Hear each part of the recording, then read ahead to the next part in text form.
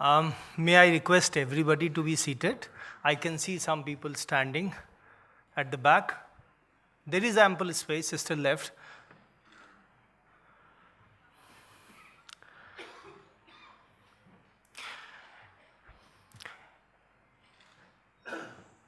So welcome to the 5th lecture of the Prime Minister's lecture series.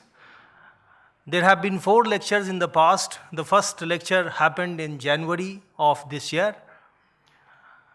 The topic of today's lecture is the life and legacy of Chandrasekhar, and we have the Deputy Chairman of Rajya Sabha, Dr. Harivansh, with us on this occasion. I extend a very warm welcome to him and to all members of the audience on this occasion. I would like to now request Honorable Chairman Executive Council, Shri Nipendra Mishra ji, to deliver welcome address. Sir.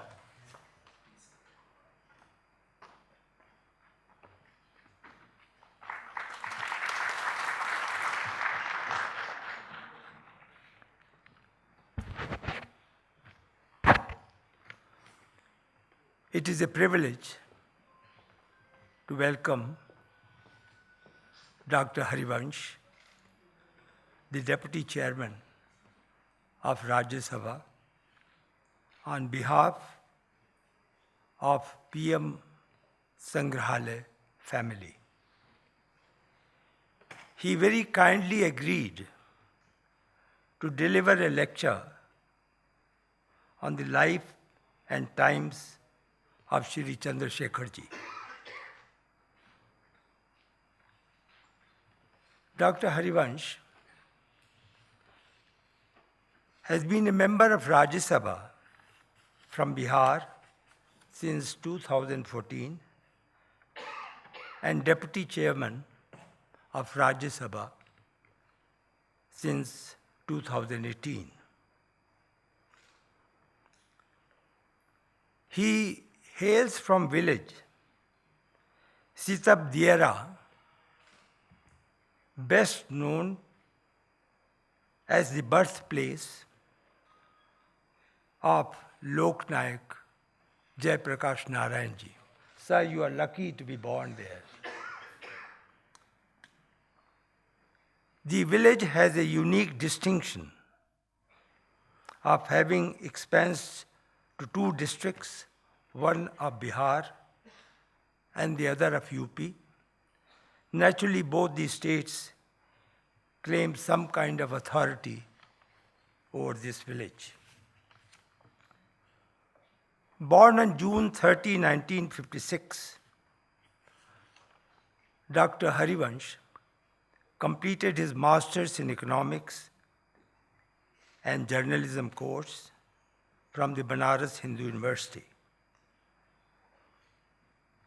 He is, of course, a former journalist known for his long innings in a Hindi daily, Prabhat Khabar, based out of Ranchi. He was also the media advisor to former Prime Minister Shri Chandrasekhar ji. He is the author of several books, such as दिल से मैंने दुनिया देखी. आजकल शायद दिल्ली से आपने दुनिया देखी है. पथ के प्रकाश पुंज, and co-authored the book Chandrasekhar ji, the last icon of ideological politics. The title is very meaningful. It is true. The ideology in the political science, the word of India, more or less suffered setbacks after Sri Chandrasekhar ji. Born from the village, as I described, it is only natural that Dr. Harivansh was a great follower of Jai Prakash Narayan ji, our Lok Nayak. Few words about Chandrasekhar ji. fact, I claim privilege that I came in contact with him. He was born on April 17, 1927, in village Ibrahim Patti in district Balia, Uttar Pradesh. After obtaining his master's degree in political science from Allahabad University in 1950-51, he joined the socialist movement. He was attracted to politics from his student days and was known as a firebrand idealist with revolutionary fervor. He was elected secretary of the District Praja Socialist Party, Balia. Later in 1955-56, he took over as General Secretary of the UP State Praja Socialist Party. In 1962, he was elected to Rajya Sabha. He joined the Indian National Congress in 1965 and was elected General Secretary of the Congress Parliamentary Party in 1967. As Member of Parliament, he made a mark by espousing the cause of the downtrodden and pleading for policies for rapid social change. For his courage of conviction and his efforts to bring about social change, he was very well known then as Young Turk.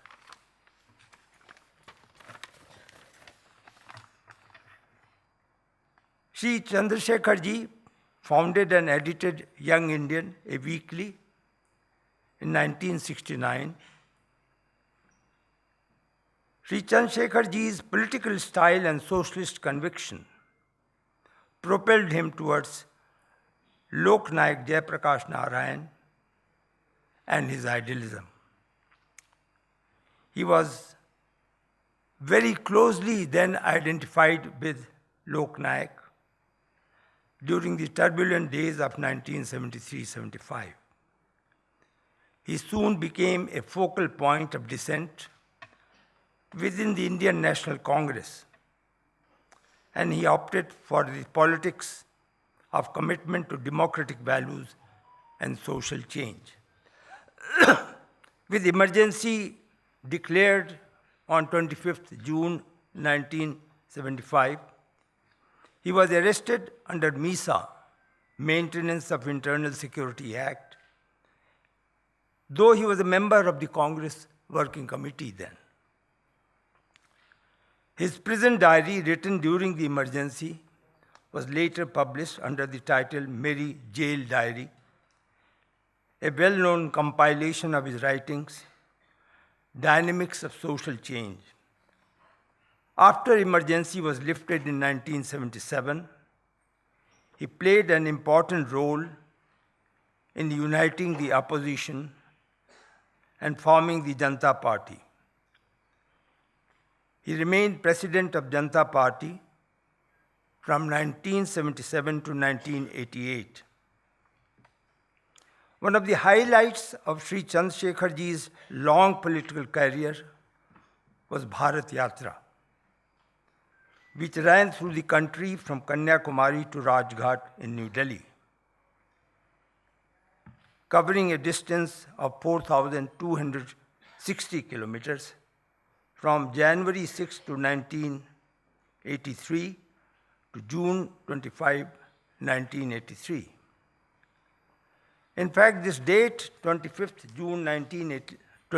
June, also is important because that is the day when emergency was promulgated.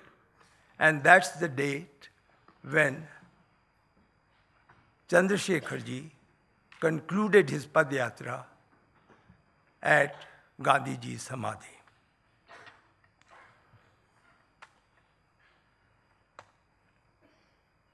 It was a fitting culmination of his long and distinguished political innings that Sri Chandrasekhar ji became the Prime Minister of India in 1990.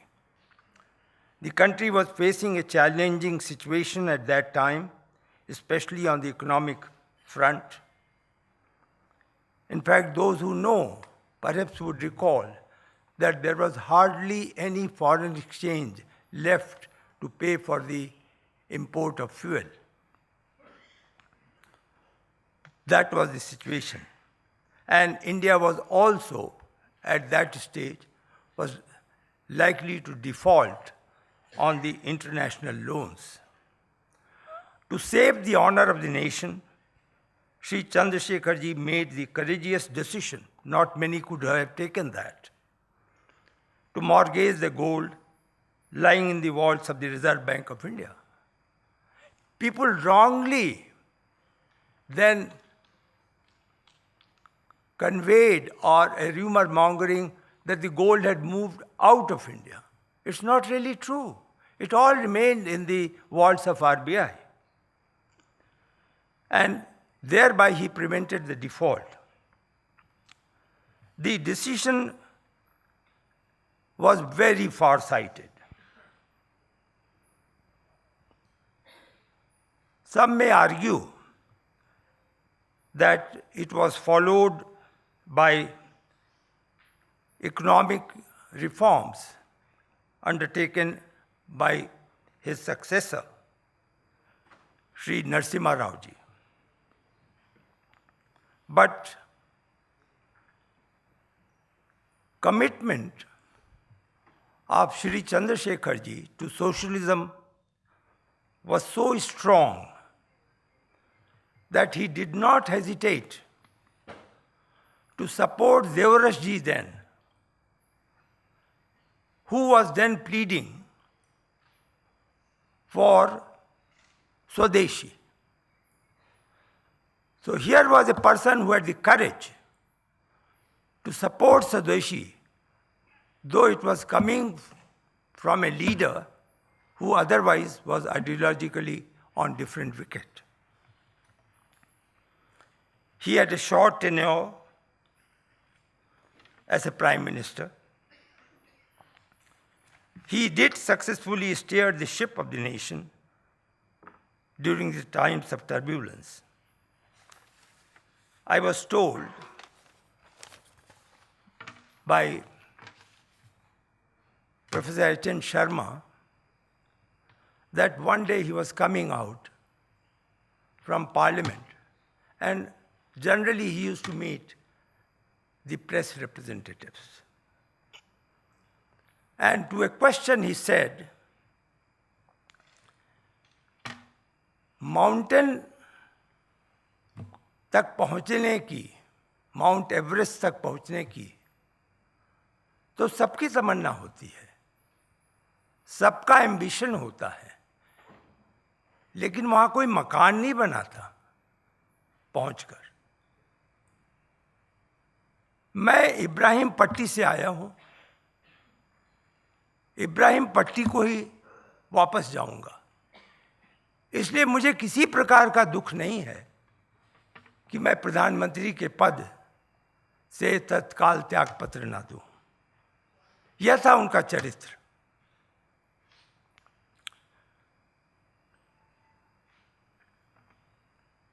उनकी personal simplicity,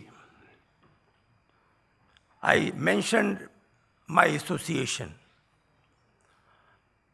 I was principal secretary to Chief Minister Mulayam Singh ji. Mulayam Singh ji often used to consult him, though he was just a leader then. And his simplicity was such that on many occasions, if the chief minister was presiding over some meeting and Chandrasekhar ji arrived, he would tell me, Nripen, disturb नहीं करना, मैं आराम कर रहा हूँ, मुझे थोड़ी नींद अभी कम मिली है, और वो सोफे पे सो जाते थे. That was the level of the simplicity of a man who obviously all of us agree was a national leader of some repute, some distinction, some recognition.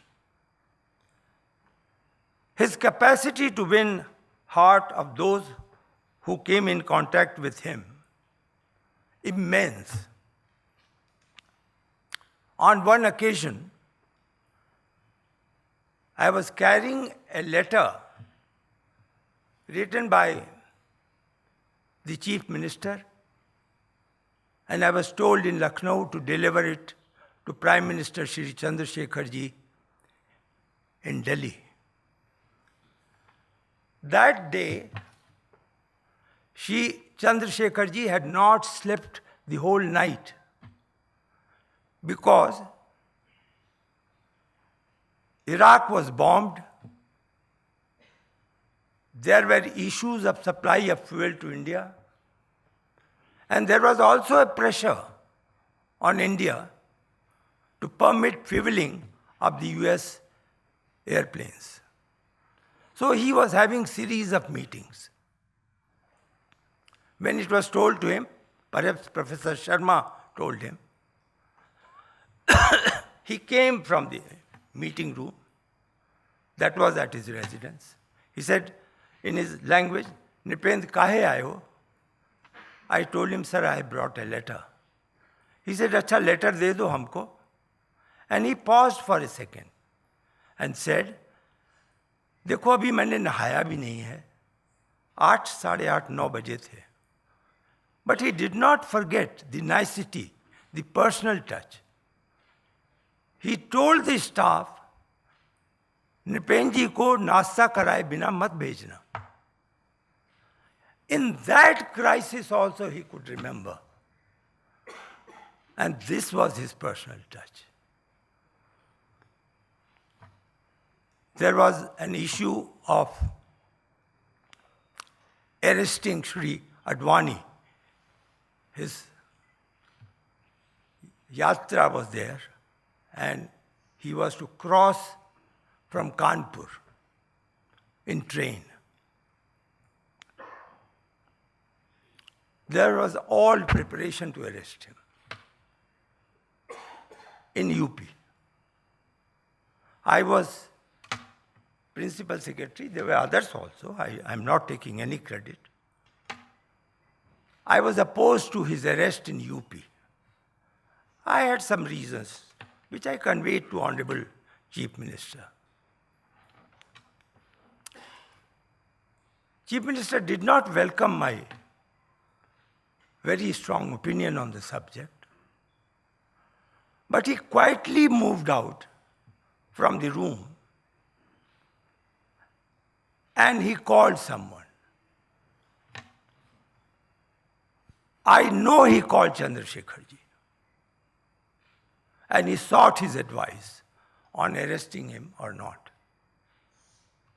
Perhaps Chandrasekhar ji agreed with me. The Chief Minister came in the meeting hall. He said, "Okay, let him go towards other direction." Of course, that challenge did not come because he was arrested in Bihar. But what I'm trying to tell you, how he was maintaining relations over a spectrum of people having different views. There was no concept of untouchability then. That is what was Chandrasekhar ji. Today's lecture on Sri Chandrasekhar ji is part of the academic initiatives of Pradhan Mantri Sangrahalaya. The inaugural lecture was delivered on 20th January by former President of India, Sri Ramnath Kovind ji. That was on Atalji. The second lecture on Sri Jawaharlal Nehru was delivered by Honorable Governor of Kerala, Shri Arif Muhammad Khan. The third lecture on Lal Bahadur Shastri ji was delivered by economist and former chairman of Business Standard, Shri T.N.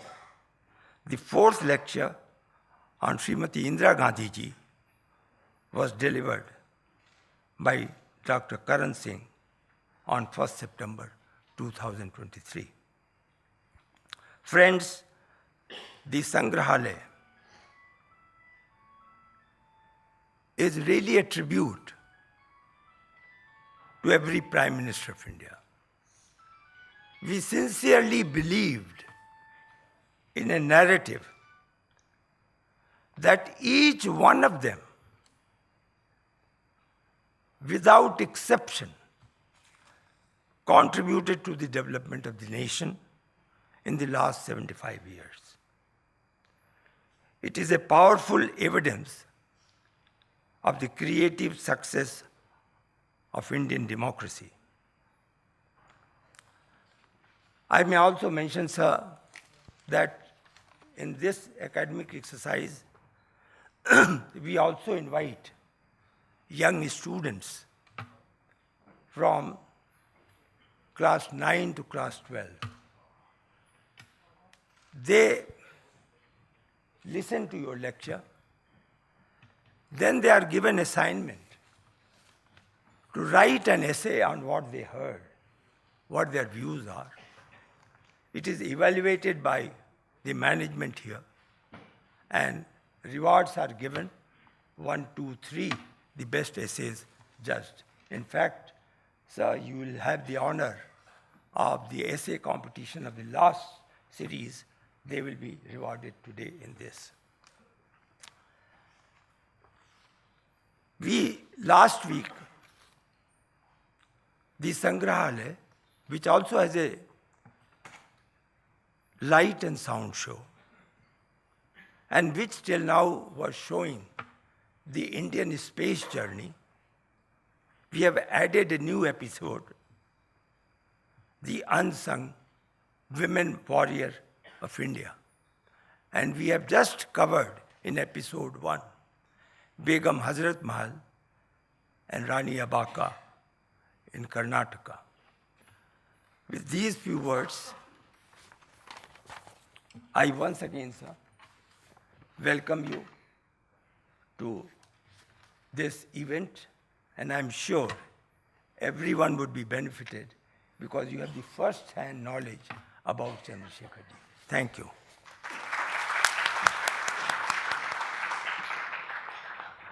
Thank you very much, sir, for delivering the welcome address. And before we proceed further, may I request everybody to put their mobile phones on silent mode if they haven't done it already, because there was some disturbance. As Honorable Chairman mentioned, we invite students from 9th to 12th standard to participate in these programs, and an essay competition is organized, and of course prizes are given.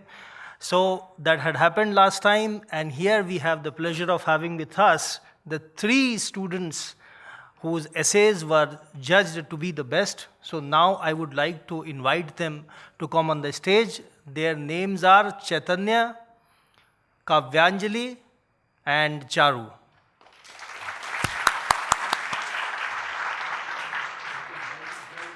So as a fine example of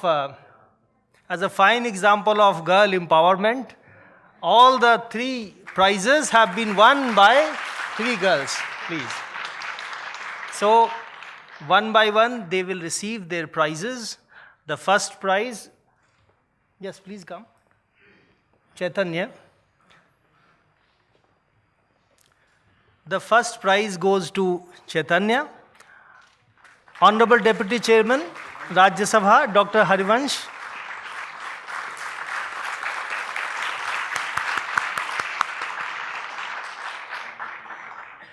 So we give a certificate of merit and also some selected books for further intellectual growth of these promising students. So those books are being given.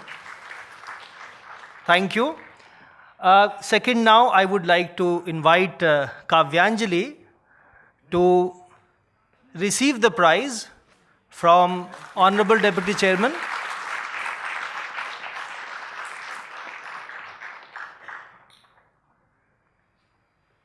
And thirdly, Charu to receive her prize from the Honorable Deputy Chairman.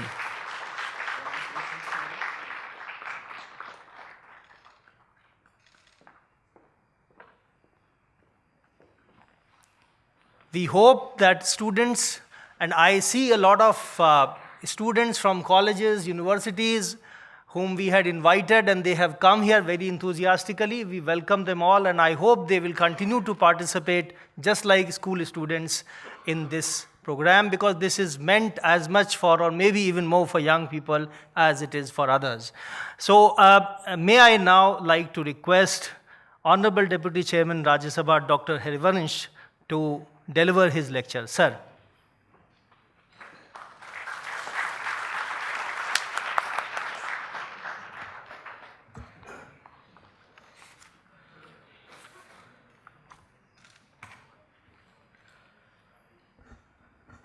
नमस्कार। चंद्रशेखर जी के जीवन और विरासत पर बोलने के आमंत्रण के लिए आभार। प्रधानमंत्री संग्रहालय लाइब्रेरी के आदरणीय नृपेंद्र मिश्रा जी, चेयरपर्सन PMML, भाई A Surya Prakash ji, vice chairman executive council PMML, Shri Sanjeev Nandan ji, director PMML, doctor Ravi Mishra ji, deputy director PMML, यहाँ अनेक सारे चंद्रशेखर जी के साथ रहे लोग मौजूद हैं, उन सबको भी मेरा नमस्कार। और हमारे भारत के भविष्य बच्चे जो यहाँ मौजूद हैं, उनका ख़ास तौर से उनके बीच आकर मुझे और निजी प्रसन्नता है। आज यहाँ हमें एक ऐसे व्यक्ति के बारे में बोलने का अवसर है जिनके साहसिक राइटिंग्स, एडिटोरियल्स, दो टुक विचारों ने जब मैं किशोर से युवा हो रहा था तो हमारे मन और मस्तिष्क को साहस का मर्म बताया। तब यंग इंडियन में उनके लिखे editorial, I do remember statesman, Hindustan times, Indian express में बैनर हेडलाइंस बनते थे। That was the power of his thoughts, writing. 72 से 75 का यह दौर था। मैं हूं उसी इलाके का, पर मेरा मिलना उनसे 1978 में मुंबई में हुआ। मैं पत्रकारिता कर रहा था टाइम्स ग्रुप के साथ। जयप्रकाश जी बीमार होते थे जसलोक में, और मैं उनके गांव का होने के कारण रेगुलर विजिटर था। वहीं चंद्रशेखर जी से मेरी पहली मुलाकात हुई। दिल्ली का एक खास विशिष्ट चरित्र है। हम सब तात्कालिक राजनीति में इस कदर डूब जाते हैं कि सामयिक राजनीतिक इतिहास, उसके अतीत को लगभग भूल जाते हैं। वह अतीत या इतिहास जिसने इस मुल्क के भविष्य पर असर छोड़ा, महातूफानों के बीच देश की कश्ती की रहनुमाई की। कभी कभार ऐसा अवसर मिलता है जब देश की इस यात्रा के पुराने पन्नों को हम पलटते हैं, उनसे सीखते हैं। इतिहास की पगडंडियों से गुजरते हुए 1947 के बाद आज भारत दुनिया की 5वीं अर्थव्यवस्था है। दिल्ली में अनेक म्यूजियम हैं, पर इनमें शायद ही कोई ऐसी जगह है जहां देश के अतीत और इतिहास को जीवंत रूप में हम याद कर एक दृष्टि भविष्य के लिए पा सकते हैं। दुनिया के अन्य देशों में हमने अनेक संग्रहालय ऐसे देखे हैं जहां भव्य इस किस्म के मेमोरियल्स हैं, जहां उनके स्टेट्समैन का, प्रेसिडेंट्स का, या जिन लोगों ने वहां पर शासन किया, उनसे जुड़े सारे पेपर, सारे तथ्य रखे जाते हैं। पर भारत में अलग अलग प्रधानमंत्रियों के कार्यकाल में उनकी भूमिका, जैसा आदरणीय मिश्र जी ने बताया, उनकी विरासत को स्मरण करने के लिए कोई एक जगह नहीं थी। यह श्रेष्ठ और आधुनिकतम संग्रहालय state of the art prime minister museum के लिए आदरणीय प्रधानमंत्री श्री नरेंद्र मोदी जी के विजन को, उसके प्रति आभार और धन्यवाद। श्री नृपेंद्र मिश्रा जी एवं प्रधानमंत्री संग्रहालय से जुड़ी उनकी पूरी टीम, जिन्होंने इस पूरे विजन को व्यवहारिक धरातल पर एक जीवंत रूप दिया उनके प्रति आभार। विश्वास के साथ कह सकता हूं कि दुनिया के सर्वश्रेष्ठ पॉलिटिकल हिस्ट्री म्यूजियम में से आज यह एक है। चर्चा के आरंभ में ही स्पष्ट कर दूं कि हर असाधारण व्यक्ति के जीवन का मूल्यांकन उसके जीवन काल की देश यानी एरा, काल यानी टाइम, और परिस्थितियां यानी सर्कमस्टेंसेज के संदर्भ में ही होता है। यह सीमा प्रकृति ने ही तय की है। कन्फ्यूशस ने कहा था अतीत का अध्ययन करें, अनेक हिस्टोरियंस ने भी कहा है, उससे भविष्य की झलक मिलेगी। इसी क्रम में प्रधानमंत्री रहे हर विशिष्ट व्यक्ति की योगदान, विरासत और जीवन पर यह लेक्चर सीरीज एक बड़ा दृष्टि संपन्न पहल है। मैं इसके लिए बधाई पुनः देना चाहता हूं। इसी क्रम में आज श्री चंद्रशेखर पर चर्चा का यह अवसर हमें मिला है। उनके जीवन, लीगेसी, भारत के आर्थिक, सामाजिक, राजनीतिक जीवन में उनकी भूमिका याद करने का। बहुत ब्रीफली मैं आपको बताना चाहूं कि 1927 में चंद्रशेखर जी जन्मे। 80 वर्ष की उम्र में वो नहीं रहे। देश के नाजुक मोड़ पर 90 से 91 के बीच वह मुल्क के 8वें प्रधानमंत्री रहे। 15 वर्ष की उम्र में 1942 में बलिया की बगावत में छात्र के रूप में उनकी सक्रिय भूमिका रही। तो आप उनकी चेतना को समझ सकते हैं। अगर 42 और 15 वर्ष के उनकी उम्र का यह बेस लें तो लगभग 65 वर्षों का उनका पॉलिटिकल लाइफ रहा। 15 वर्षों में वह 15 वर्ष 62 से लेकर 77 तक राज्यसभा के सदस्य रहे। 77 से 2007 के बीच लगातार 8 बार बलिया से सांसद चुने गए। एक बार 84 से 89 में वो चुनाव हारे। इस तरह 40 वर्षों तक भारतीय संसद के सदस्य रहे। 40 वर्षों में लगभग 3 वर्ष केंद्र में सत्तारूढ़ पहली गैर कांग्रेसी सरकार वाली जनता पार्टी के अध्यक्ष रहे। लगभग 7 माह 1 नवंबर 90 से 6 मार्च 1991 तक देश के प्रधानमंत्री। लगभग 3.5 माह केयरटेकर प्रधानमंत्री इन महीनों में से।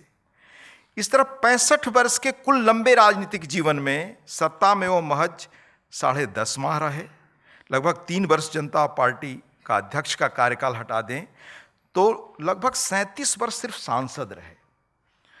65 वर्षों में से 62 वर्ष में से इन 10 वर्षों को अगर आप घटा दें जो कांग्रेस में रहे 65 से 75, तो लगभग 52 वर्षों तक उन्होंने विपक्ष की राजनीति की। अपने जीवन में कभी उन्होंने किसी दल को नहीं छोड़ा। एक बड़ा मिसकॉन्सेप्शन है, दलों ने उनसे मुक्ति पाई। चंद महीनों में 90 का दशक देश के प्रधानमंत्री के रूप में लोग उन्हें याद करते हैं।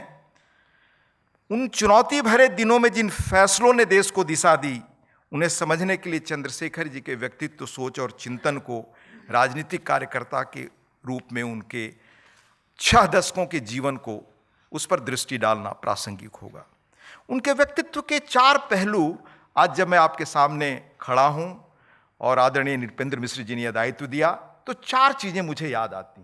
पहला, कन्विक्शन। किस किस्म की उनकी आस्था थी, जिस भी विचार में उन्होंने यकीन किया वो आस्था की स्तर क्या था।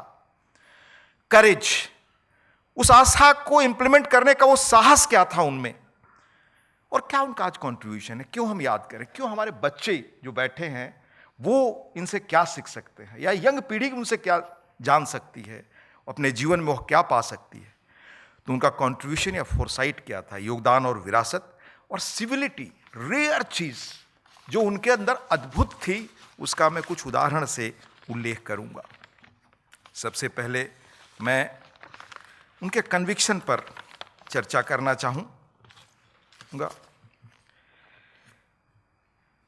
कन्विक्शन के बारे में 18वीं शताब्दी में एंटोनी ट्रेसी ने एक टर्म डिफाइन किया, science of formation of ideas which in line with prevailing enlightenment aspirations he believed could promote social progress and common good। और वो दौर कैसा था जिसमें चंद्रशेखर जी जैसे लोग बड़े हो रहे थे। उस दौर को डिफाइन करने के लिए मैं एक पैरा ढूंढ रहा था, तो अंग्रेजी के प्राध्यापक रहे पर हिंदी में बहुत बढ़िया जिन्होंने पत्रकारिता की, राजेंद्र माथुर, उनका एक कोट मैं आपको सिर्फ सुनाता हूं ताकि उस दौर की झलक मिलेगी कि चंद्रशेखर किस किस्म के व्यक्ति थे। या किस दौर में वो बढ़े, पहले उनके विचारों का उनकी आस्था किस दौर में बनी। तो कहते हैं राजेंद्र माथुर, लेनिन की बोल्शेविक क्रांति 10 दिन जिन्होंने दुनिया को हिला दिया। तब लगता था कि एक प्रयत्न और किया, एक धक्का और दिया तो यह पृथ्वी हर्षा तिरे की सामूहिक समाधि तक पहुंच जाएगी, लेकिन वो नहीं पहुंची। स्वर्ग के द्वार पर दस्तक देकर 20वीं शताब्दी लौट आई। तब कौन जानता था कि ये पट कभी नहीं खुलते। इंसानियत की नियति है कि वह बार बार इन पटों पर दस्तक दे, हर सदी में अपने अपने ढंग से दस्तक दे। नियति है कि द्वार तक पहुंचकर हम चले जाएं। ये शायद नेचर है, यही प्रगति है। मंजिल सदा सदा से छल ही रही है, केवल प्रयत्न यथार्थ और हमारे सपनों का कैलकुलस यथार्थ है। फिर आगे वो कहते हैं क्या के बाद कि गांधी का सत्याग्रह, कब्र में लटके हुए देश पर फूंका गया एक मंत्र जो उसे संज्ञा देता है, हरकत देता है, काले बाल और गर्म रक्त देता है और अन्यायी की आंख में आंखें डालकर देखने की ताकत देता है। उसी दौर में चंद्रशेखर जी बड़े हो रहे थे विद्यार्थी से। इसी एरा में चंद्रशेखर जी की निजी और राष्ट्रीय चेतना विकसित हुई। एक बार मशहूर पत्रकार राम बहादुर राय ने उनसे पूछा कि आपके जीवन का टर्निंग पॉइंट क्या था। उनके कन्विक्शन का उत्तर आपको इससे मिलेगा। उन्होंने कहा, कभी कभी छोटी बातें भी जीवन में बड़ा बदलाव ला देती हैं। छोटे से गांव में पैदा हुआ, गरीब घर से था, मध्यम वर्ग भी नहीं कह सकते। गरीबों को मैंने बहुत करीब से देखा है। गांधी कहते थे कि अंग्रेज जब देश से बाहर हो जाएंगे तो गरीबी चली जाएगी। 47 में जब देश आज़ाद हुआ उस वक्त मैं इंटर का छात्र था। 15 अगस्त 1947 को दोपहर में जुलूस निकला। मैं अपने ही समाजवादी मित्रों के साथ घूम रहा था। दोपहर में हम लोगों के लिए खाने का इंतजाम एक जगह हुआ था, काफ़ी लोग थे। एक मंत्री के निजी सचिव ने पैसा दिया था, उसी पैसे से खाना बना। मैं खाना खा रहा था, लेकिन मेरे मस्तिष्क में कुछ और चल रहा था। मुझे यह बात अंदर ही अंदर कचोट रही थी कि आज भी हमारे जैसा आदमी खाने के लिए किसी का मोहताज है। कैसी है यह आज़ादी। एक टर्निंग पॉइंट तो यह था जब हमने आज़ादी का अर्थ केवल रोटी को समझा था। जीवन का यह टर्निंग पॉइंट, दूसरा टर्निंग पॉइंट एमए करने के बाद आया। आगे वो कहते हैं, अध्यापक बनने का ख्याल आया। इलाहाबाद छोड़ बनारस पहुंच गया। बहुत अच्छे विद्यार्थी थे। पॉलिटिकल साइंस के विभाग के प्रमुख मुकुट बिहारी जी से मिला। मुकुट बिहारी जी बड़े जाने माने पॉलिटिकल साइंटिस्ट थे और शायद लॉस्की के डायरेक्ट स्टूडेंट्स में से थे। मैंने अपनी मन की बात कही। उन्होंने पूछा कि किस विषय में थीसिस लिखोगे। मैंने तुरंत उत्तर दिया, see the topic which he selected, influence of economic development on political thought. उन्होंने तुरंत स्वीकृति दी। उन्होंने मुझे एक सिनॉप्सिस बनाने को कहा। वह समय था जब कम्युनिस्ट पार्टी वाले आतंक फैला रहे थे। उस समय सोशलिस्टों की एक समिति बनी। मुकुट बिहारी लाल, राजा राम शास्त्री, आचार्य नरेंद्र देव आदि उसमें थे और समिति के अध्यक्ष अंसारी साहब बने, द ग्रेट अंसारी जी, जिन्हें आज कम लोग याद करते हैं। अंसारी जी को एक सहायक की आवश्यकता थी। Rajnarayan ji, the very known face of Indian politics, उन्होंने मेरा नाम सुझाया। प्रोफेसर मुकुट बिहारी लाल जी ने कहा कि इनको डिस्टर्ब मत कीजिए, ये थीसिस लिखने जा रहे हैं, 2 सालों में पूरा हो जाएगा, एक महत्वपूर्ण योगदान होगा। आचार्य जी ने कहा, चंद्रशेखर, इन प्रोफेसरों के चक्कर में मत पड़िए, इन्होंने बहुतों की जिंदगी बर्बाद की है। सोचिए, जब देश ही नहीं रहेगा तो आपकी थीसिस कौन पढ़ेगा। उन्होंने कहा, देश निर्माण के कार्य में लगो। उस दिन से लेकर आज तक देश बनाने के कार्यों में मैं जुटा हूं। कितना बना पता नहीं। ये चंद्रशेखर जी का कॉन्क्लूडिंग वाक्य था। हमारी पहली मुलाकात उस वक्त की लार्जेस्ट पत्रिका धर्मयुग थी, जो 6-7 लाख पर वीक बिकती थी। उसमें मैंने उनका इंटरव्यू किया था। ये मेरी पहली मुलाकात थी उनसे। उसमें उन्होंने मुझे कहा, मैं गांव से आया हूं, वहां की जमीन से मैंने राजनीति शुरू की। मैंने गांव की पीड़ा को परखा था, बेबसी को भुगता था, उसे छुटकारा मिले इसके लिए प्रयास किया। मेरे लिए बौद्धिक विलास नहीं था, यह आप बीती पीड़ा से उपजी कराह थी। You can just see his words. वह प्रायः कहते, हमने समाजवाद का पाठ किताबों से नहीं पढ़ा, जीवन के अनुभवों ने हमें सिखाया। उसके बाद अपने कन्विक्शन पर इलाहाबाद में 1 साल के लिए वो पार्टी के नगर सेक्रेटरी रहे। 52 के चुनाव में किस तरह से अपने पार्टी के प्रत्याशी के लिए वो चौक चौराहे पर चले जाते थे, अकेले खड़े होते थे, बोलते थे, 10-20 लोग इकट्ठे हुए, सुने, फिर अगले चौराहे पर। आप वो कन्विक्शन का लेवल देखिए, कोई तैयारी नहीं, कोई सुविधा नहीं, पर अपनी बात कहने के लिए ये रास्ता उन्होंने अपनाया और याद रखिए, उनकी आर्थिक स्थिति ये थी, देश के पिछड़े सबसे इलाकों में से वो थे, पर उन्होंने तब भी वो पॉलिटिकल पार्टी नहीं चुनी जो सत्ता में जाने के लिए लोग कहते थे कि ये रास्ता है। उसको चुना, उस विचारधारा को चुना जिसके लिए कोई सपने में नहीं देखता था कि कभी इन्हें सत्ता भी मिलेगी। See the level of conviction. छात्र जीवन में उन्होंने लिखा, मैं बहुत ब्रीफली आपको बता रहा हूं, इलाहाबाद में जब वो काम कर रहे थे, नियमित खाने पीने का इंतजाम नहीं था, अनेक शामें तो बिना भोजन के भी गुजरी। इलाहाबाद में एक पावर हाउस था, उसके सामने मजदूरों के लिए खाना बनाने वाला ढाबा था। वहाँ मुझे 4 आने में रोटी और कोहड़े की लौकी की सब्जी मिल जाती थी, वहीं खाकर मैं रहता था। पहले से ही मुझे पेट की तकलीफ थी, वो और बढ़ गई। इसी तरह बलिया में उनके बड़े रिश्तेदार थे, मित्र थे जो मेस चलाते थे, पर वहाँ वो नहीं जाते थे। वो कोई पूछता था तो कह देते खा लिया, पर करते क्या थे, दिन में कुछ सत्तू या चना आदि खा लेता था। शाम के भोजन का भी यही हाल था। कमल के पत्ते में 3 आने की रोटी और सब्जी पैक कराकर बलिया स्टेशन पर चला जाता था। वहाँ सीमेंट की बेंच पर बैठकर खाता था। रेलवे के नल से पानी पीकर ऑफिस में सो जाता था। हालांकि तब तक मैं आम लोगों को भी जाना जाने लगा था। सड़क पर इस तरह जिंदगी गुजारने का असर मेरी सेहत पर पड़ा। वो बिल्कुल मृत्यु के कगार से लौटे। उस विस्तार में मैं नहीं जाना चाहता। फिर आचार्य नरेंद्र देव ने उन्हें जब पार्टी बनी तो ज्वाइंट सेक्रेटरी बनाकर लखनऊ बुलाया। पहले तो उन्होंने उनसे अनुरोध किया कि मैं क्यों काम नहीं कर सकता। Then he had a argument, a kind of argument with Acharya Narendra Dev कि इन लोगों से मुझे रिजर्वेशन है। तो आचार्य जी ने कहा कि आप मुझ पर भी विश्वास नहीं करते। तब कहा मेरे पास कोई वो नहीं, I will do this assignment. तो पार्टी के दफ्तर क्या था? पार्टी का दफ्तर एक ऐसी जगह था जिसके जीना पर चढ़ी, यानी सीढ़ियों पर चढ़ते हुए सीढ़ी टूटने का एहसास होता था। और वहां का क्या हालत था? वहां कोई चंदा नहीं, कुछ नहीं। जो विधायक जीत कर आए थे, थोड़ा बहुत तो कॉन्ट्रीब्यूशन हर महीने 10 रुपए करते थे, उन्होंने भी बाद में देने में मना कर दिया। तो कोई उनसे पैसा एकत्र करने नहीं जाता था। उस वक्त चंद्रशेखर जी ने क्या निर्णय किया? कहा कि सब लोग कहते हैं कि हमारी आर्थिक हालत खराब है, तो सबने बैठकर तय किया कि आज से कोई चंदा मांगने नहीं जाएगा, चाहे जैसे भी हो चलाना होगा, हम काम चलाएंगे। खैर, हम लोगों ने कुछ दिन चना चबेना खाकर गुजारे। रात को खिचड़ी बनाते थे, खिचड़ी भी अपने हाथ से बनानी पड़ती थी। वे लोग मुझे बर्तन नहीं धोने देते थे, अपने आप धो लेते थे। रात को देर में खाना खाते थे, बर्तन वैसे ही जूठे पड़े रहते थे। सब लोग देर तक सोते थे। सवेरे में जल्दी उठ जाता था, उन सबके जागने से पहले बर्तन मैं धोता था। और ये डिकेड्स तक उन्होंने किया। पर यह काम करते हुए जो उनका फोकस था, किस तरह, उस पर लिखा है, आगे मैं नहीं जाना चाहता, कि कई बार भूखे पेट भी रहना पड़ा। पर उन्हीं दोनों उत्तर प्रदेश में बस से, रेल से, साइकिल से घूमकर 57 में पीएसपी को 57 के चुनाव में दूसरे नंबर की बड़ी पॉलिटिकल पार्टी बनाई। जबकि सारे सोशलिस्ट स्टॉलवर्ड्स नेता डॉक्टर लोहिया के साथ चले गए थे। उन्हीं दिनों नारायण दत्त तिवारी जिसी पार्टी में थे। पूरे उत्तर प्रदेश में अपने कन्विक्शन के आधार पे हमारे युवा क्या सीख सकते हैं कि वो कन्विक्शन पर चलकर किसी व्यक्ति ने किस तरह से चीजों को रीराइट किया, यहां कोई उम्मीद नहीं थी। और पार्टी में ही कम समय में उनकी एक नेशनल आइडेंटिटी बन गई। मैं उनको कोट रहा हूं 58-59 के आसपास, जब वो पार्टी का काम करते थे उत्तर प्रदेश में, तो बेंगलुरु में एक अधिवेशन हुआ। और SM Joshi was one of the tallest leaders of socialist movement. SM Joshi उन दिनों महाराष्ट्र को अलग करने का मूवमेंट चल रहा था। उसके ऑल पार्टियों ने उनको मिलकर के उस संघर्ष समिति का अध्यक्ष चुना था और सारी पार्टियां एक साथ चुनाव लड़ना चाहती थी। तो जब जनरल काउंसिल में पार्टी की मीटिंग हो रही थी, एसएम जोशी जी ने लिखा कि कैसे मैं चंद्रशेखर को जाना।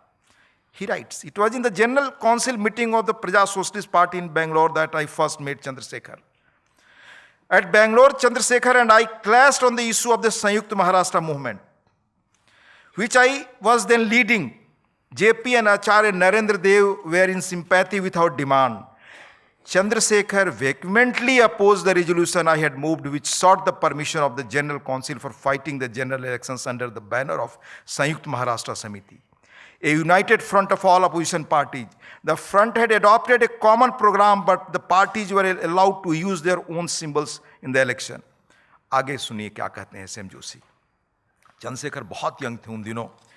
To my great surprise, Chandrasekhar opposed the motion, although the executive committee had endorsed it, The resolution got through, but at one stage, I was afraid that the young UP socialists, with his vehement and persuasive speech, would turn the majority in his favor.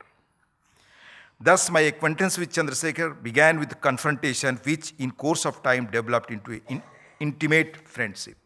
फिर आगे वो वहीं कहते हैं कि during Bangalore convention, Chandrasekhar made a hard-hitting speech and gave a powerful expression in the urges of aspirations of rank and file in the socialist movement. I was greatly impressed by his sincerity and his analytical approach, and it was no wonder that knowledgeable people started looking upon him as I quote him, as the rising star of the socialist movement. इस आस्था, इस conviction के साथ उन्होंने समाजवाद के प्रति अपना काम शुरू किया। रहीम उन्हें कवि के रूप में बहुत प्रिय थे, जिसमें मन की बात मन में रखें, किसी और से न शेयर करें। पार्टी में सांसद बनकर 62 में आए। सांसद बनकर जब वो यहाँ पहुँचे तो क्या लिखा, क्या महसूस किया, लिखते हैं, मैं आपको सुनाता हूँ। उन्हीं के कोट से मैंने लिया है। मैंने कभी सोचा भी नहीं था कि संसद में सदस्य हो जाऊंगा। 62 में राज्यसभा का सदस्य होकर जब दिल्ली आया तो बहुत घबराया हुआ था। मुझे अशोका होटल में जाने में डर लगता था, कहीं कांटा या चम्मच गलत तरीके से न पकड़ लूं। थोड़े ही दिनों में मुझे प्रमुख सदस्यों को भी जाने का मौका मिलने लगा। क्यों? क्योंकि संसद में अपनी बात बिना हिचक कहने लगा था।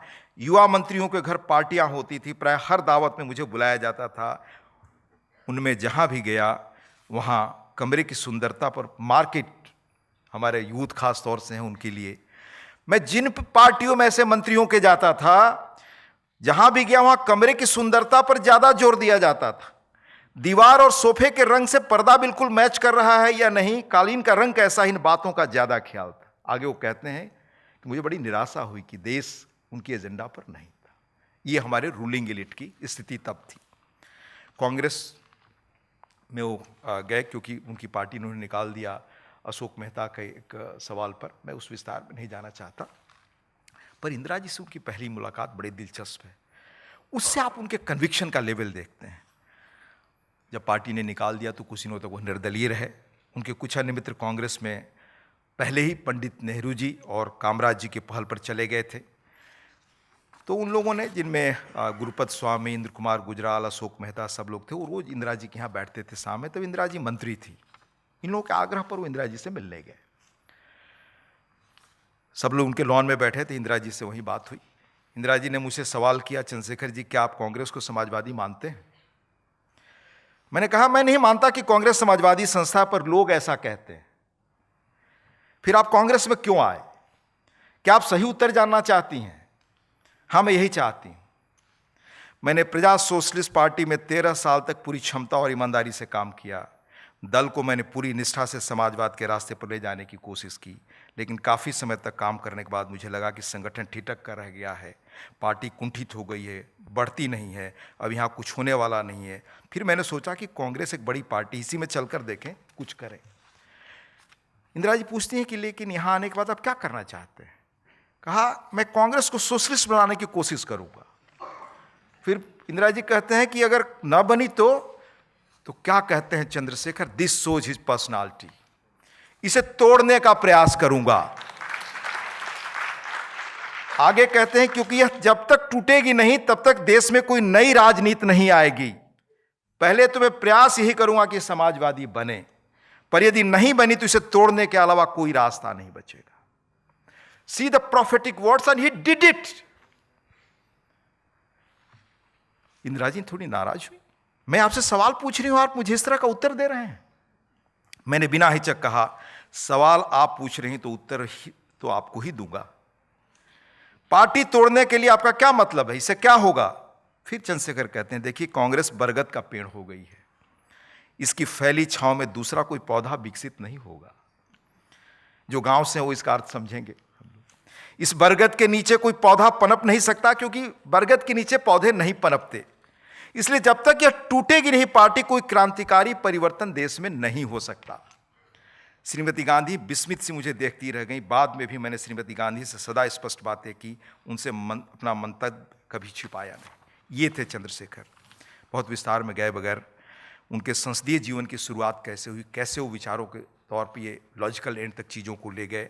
जब वो संसद आए पार्लियामेंट में, तो आम तौर से आप देखिएगा कि सारे सोशियो इकोनॉमिक जो बुनियादी सवाल थे उनको उठाना शुरू किया, और बड़ी तैयारी से पंचवर्षीय योजनाओं की कार्यशैली पर, भूमि सुधार पर, जो कहा कांग्रेस 30-32 से मांग कर रही है, आर्थिक कृषि नीति पर 57 में अशोक मेहता की कमेटी गठित थी, उसकी रिपोर्ट्स निकालकर, 63 में सार्वजनिक क्षेत्रों के उद्यमों पर चर्चा, 59 में एक कमेटी बनी थी प्रोफेसर ज्ञानचंद वगैरह के, उस पर वो सारी रिपोर्ट्स निकालकर, यानी किस तरह होमवर्क करके वो आते थे।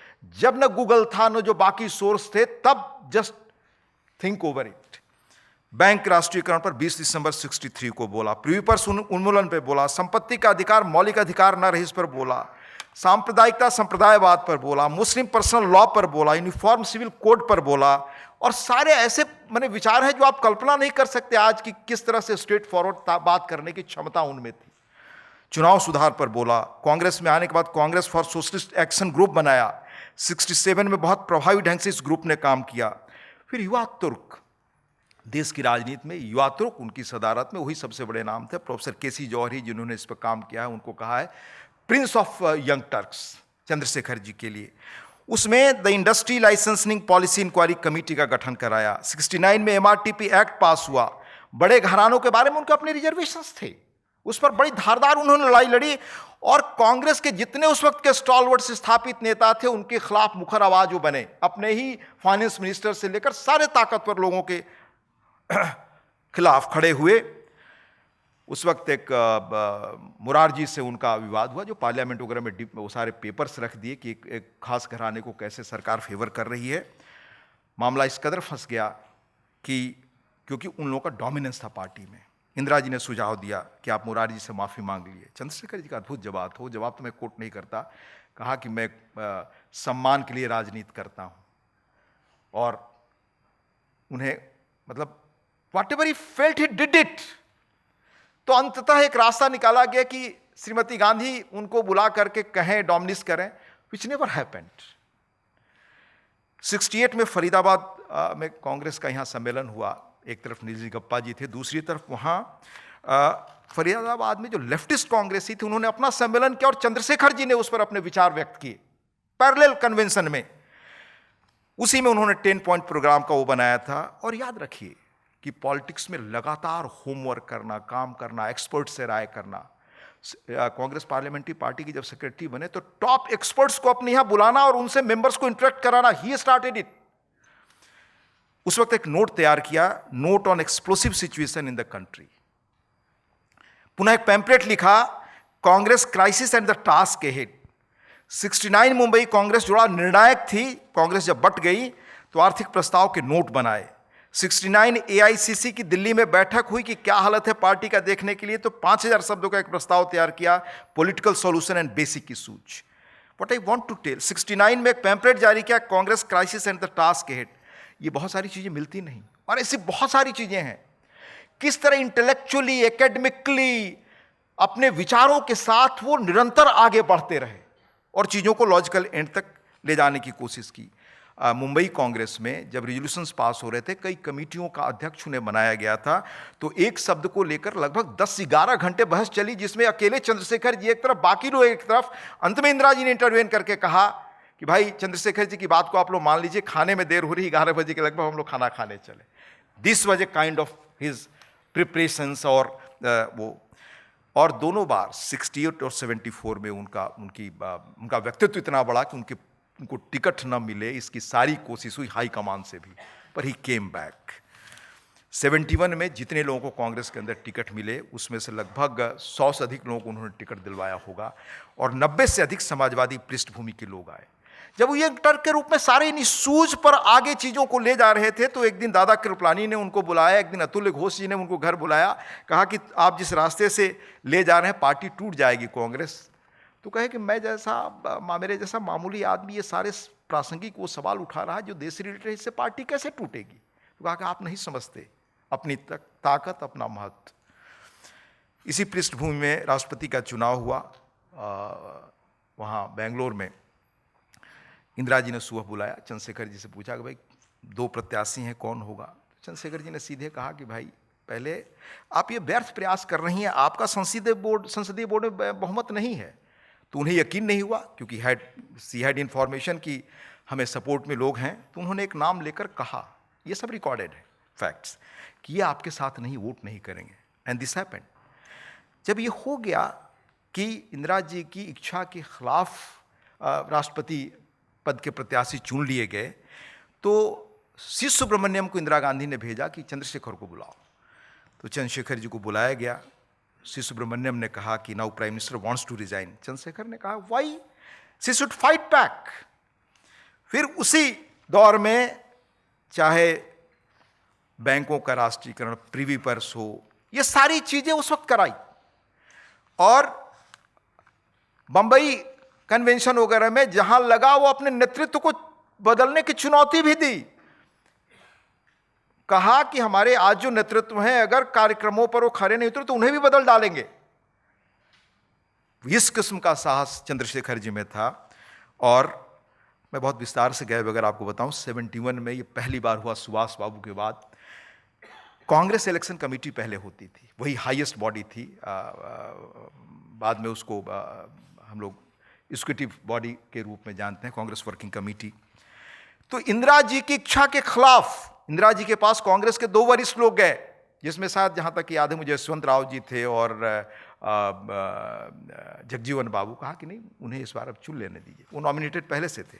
इंदिरा जी ने कहा, गुजरात के एक मिस्टर घिया थे, उनको कैंडिडेट के रूप में कहा नहीं, चुनाव होने दीजिए।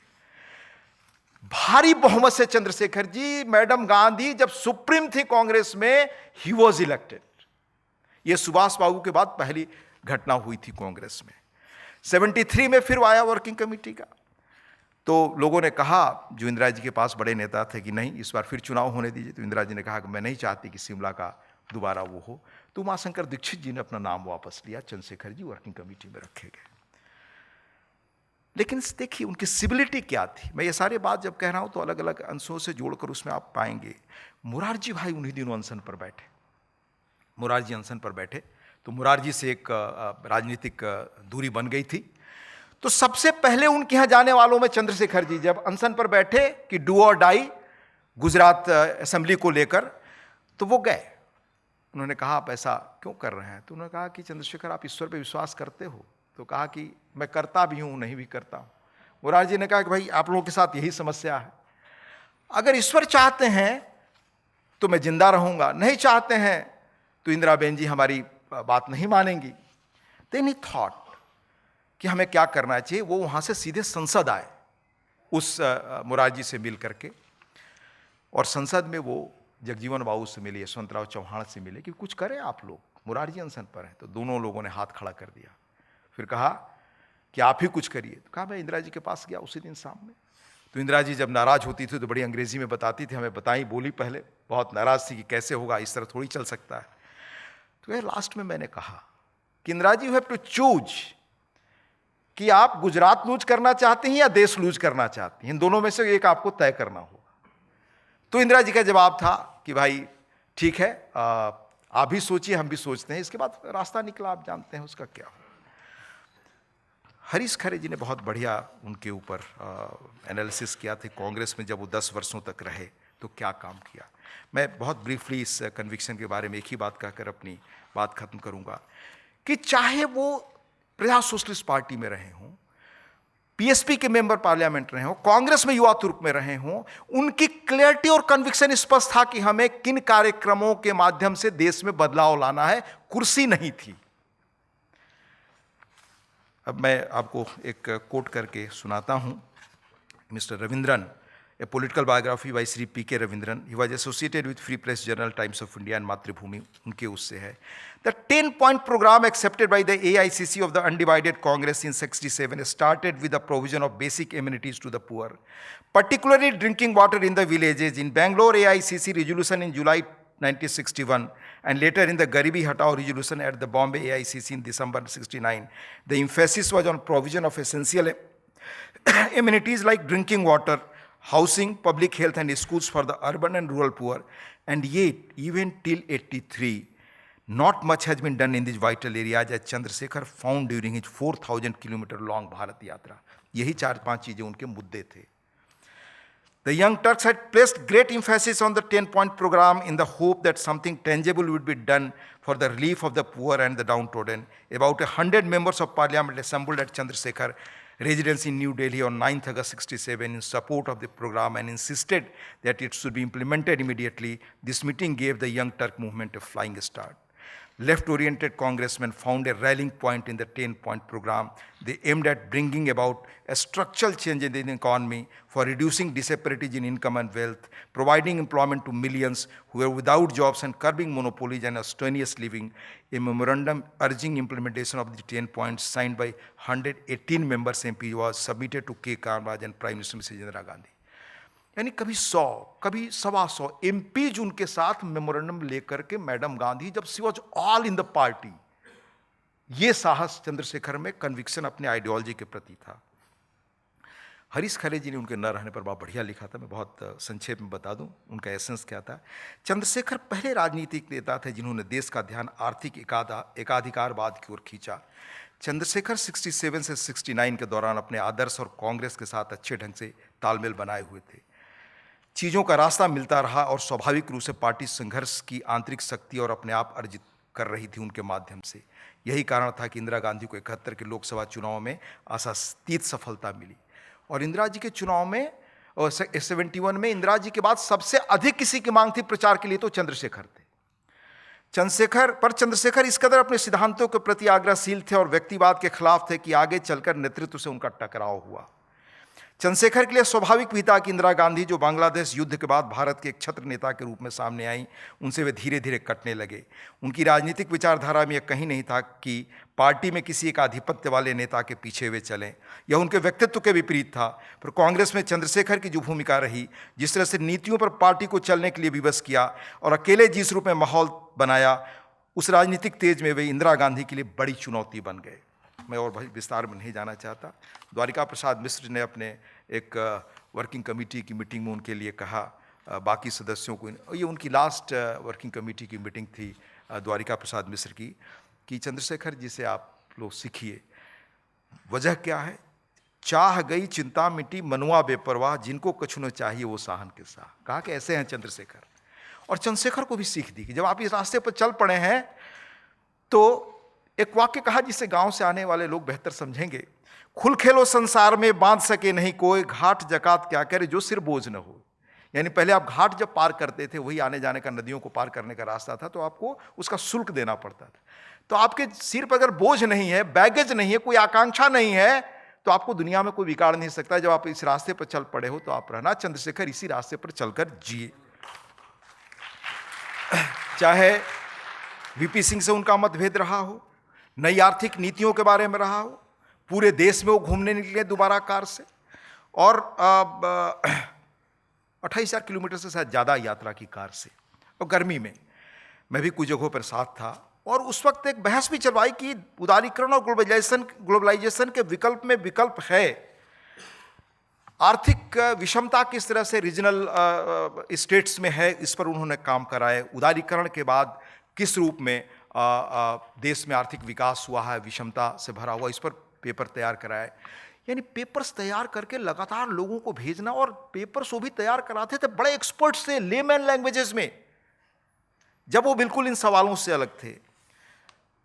कभी जरूर उनकी जेल डायरी पढ़िएगा। It's one of the best, मतलब पीस इंडियन पॉलिटिक्स को समझने के लिए। वो उसका लिटरेरी फ्लो, उसकी भाषा, उसमें नेताओं के बारे में जो है उतना सुंदर वर्णन, वो शायद अंग्रेजी में होता, वो दुनिया में जानी गई होती। उतनी बढ़िया जेल डायरियों में से कोई आपको नहीं मिलेगी। अकेले चलने का उनका यह साहस और उसका स्रोत क्या था? लोगों ने एक बार पूछा, बहुत बाद में उन्होंने कहा कि बचपन में ही मैंने शरद चंद्र की पुस्तक पथ का दावेदार पढ़ा था, और पथ के दावेदार में यह वर्णन था कि उसका जो नायक है वो जहाँ भी नए ढंग का समाज बनाने जाते हैं, वो साथ के लोग एक सिवा के बाद छोड़कर चले जाते हैं, तो तुरंत फिर वो अपना सब कुछ लेकर दूसरी जगह चले जाते हैं, तीसरी जगह चले जाते हैं। He never gets tired. This was the spirit of that man. पथ के दावेदार का उन्होंने उल्लेख किया कि उससे मुझे ताकत मिली। और उनका एक जेल डायरी का अंश आपको सुनाता हूं 75, जिससे आप उनके कन्विक्शन के स्रोत को जान सकते हैं। लिखा है, आज 11 अक्टूबर है, जेपी का जन्मदिन। पिछले कई वर्षों से इस दिन मैं जेपी के बारे में कुछ लिखता रहा हूँ। गत वर्ष यंग इंडियन जो 30 वर्ष तक उन्होंने चलाया, 30 वर्ष तक लगभग एडिट किया, मैंने संपादकीय लिखा था, उसको लेकर बड़ा विवाद उठ खड़ा हुआ। कांग्रेस के बहुत से साथी रुष्ट हुए, मुझसे तो खुलकर किसी ने नहीं कहा, पर कानाफूसी बहुत हुई। आज यह बात मुझे स्मरण हुआ है कि कुछ मित्रों ने मुझे पिछले साल लिखने से मना किया। उन दिनों सरकार के कुछ अत्यंत उत्तरदायी लोग इस बात की चर्चा कर रहे थे कि श्रीमती गांधी मुझे मंत्रिमंडल में सम्मिलित करने जा रही हैं। मुझे भी यह कहा गया था कि मैं इस अवसर को किसी प्रकार हाथ से न निकलने दूं। इन्हीं बातों का असर मेरे कुछ मित्रों पर था, इसी कारण वे मुझे आगाह कर रहे थे कि मैं जेपी के बारे में कुछ न लिखूं। मैंने उनकी बात सुन ली, पर लेख लिखकर छपवा दिया, और मैंने उनसे साफ साफ कह दिया कि यदि मैं ऐसा न करता तो पता नहीं दूसरे मेरे बारे में क्या सोचते, पर मैं निश्चित रूप से अपनी ही दृष्टि में गिर जाता, मेरा स्वत्व समाप्त हो जाता, मेरा आत्मविश्वास चूर हो जाता। This was Chandrashekhar. मानस कैसा था कि जब वो जेल में गए तो जिस ढंग की उन्होंने साहित्य पढ़ी है, फ्रैंकल की मैन्स सर्च फॉर मीनिंग से लेकर बहुत सारी चीज़ों को, वो आपको पता चलेगा। दुनिया के दोस्तोवस्की से लेकर सबका लिटरेचर उन्होंने पढ़ा। वो दोस्तोवस्की का एक बार कोट भी करते हैं क्राइम एंड पनिशमेंट का, there is nothing harder in the whole world than frankness and there is nothing easier than flattery. भारतीय पॉलिटिक्स के संदर्भ में उन्होंने कहा।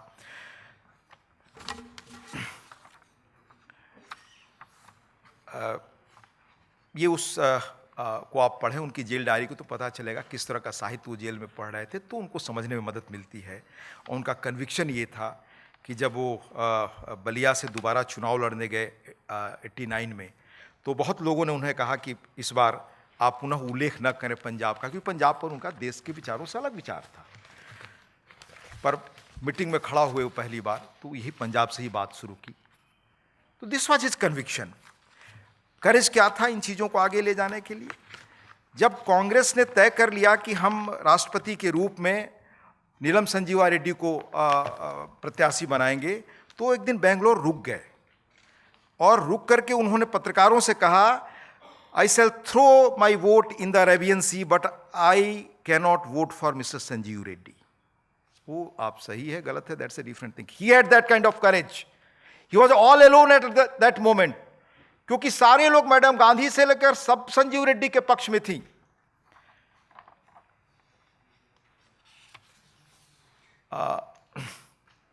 दूसरा, जब वो जेल में बंद थे तो जेपी गोयल साहब एक हुए, जो बाद में लोकसभा के सदस्य बने। उन्होंने किताब भी लिखी जिस पर अरुण जेटली जी ने उसका फॉरवर्ड लिखा है। और वो वकील थे राजनयन जी के सुप्रीम कोर्ट में, जब ये पिटीशन मैडम गांधी के खिलाफ चल रहा था। तो उनको वीएम तारकुंडे, नॉन जूरिस्ट, उन्होंने कहा कि चंद्रशेखर जी से बात करिए, क्योंकि वो कांग्रेस का वर्किंग कमेटी के इलेक्टेड मेंबर थे। अगर वो हेवियस कार्पस फाइल करते हैं तो सुप्रीम कोर्ट में सुनवाई की गुंजाइश बनती है। तो वो गए जेल में मिलने सारे नेताओं से, सभी नेता बैठे थे, चंद्रशेखर जी भी थे वहाँ। तो गोयल लिखते हैं अंत में उस किताब में कि चंद्रशेखर, सब सुनने के बाद चंद्रशेखर जी ने साफ कहा कि वह कोई अदालती लड़ाई नहीं लड़ना चाहती है, उनके लिए नैतिक संघर्ष, अपनी रिहाई के लिए हेवियस कॉर्पस पिटीशन फाइल नहीं करेंगे। This was his conviction.